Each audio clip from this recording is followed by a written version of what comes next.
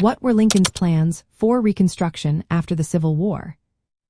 Have you ever wondered how Abraham Lincoln envisioned rebuilding the nation after the Civil War?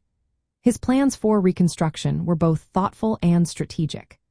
Lincoln aimed to restore the Union quickly while upholding the core values of freedom and unity that defined the American Revolution.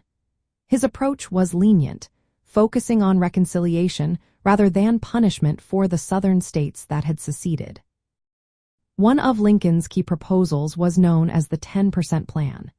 This plan stated that if 10% of the voters from the 1860 election in a Confederate state swore an oath of allegiance to the United States, that state could form a new government. This new government would need to draft a new constitution that recognized the permanent freedom of formerly enslaved individuals. Once these conditions were met, the state could be readmitted to the Union and regain its constitutional protections. Lincoln's plan also included a general pardon for most Southerners, with exceptions for high-ranking Confederate officials and military leaders. This reflected his belief in a generous approach to rebuilding the nation. He wanted to prevent former Confederate leaders from regaining power too quickly, as this could lead to renewed conflict. Additionally, Lincoln supported limited voting rights for African Americans, which showed his early recognition of their role in the political future of the nation.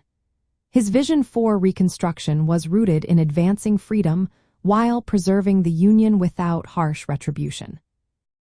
In practical terms, Lincoln's plan aimed to bring Southern states back into the Union swiftly. It required loyalty oaths and new state constitutions that acknowledged the emancipation of enslaved people. This approach was designed to rebuild the nation on a foundation of unity and justice, reflecting liberal ideals of individual rights and national cohesion.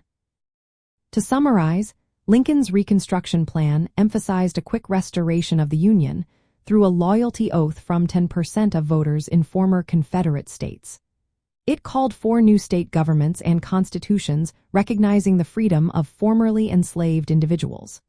The plan offered general pardons to most Southerners, excluding top Confederate leaders, and included limited support for black suffrage.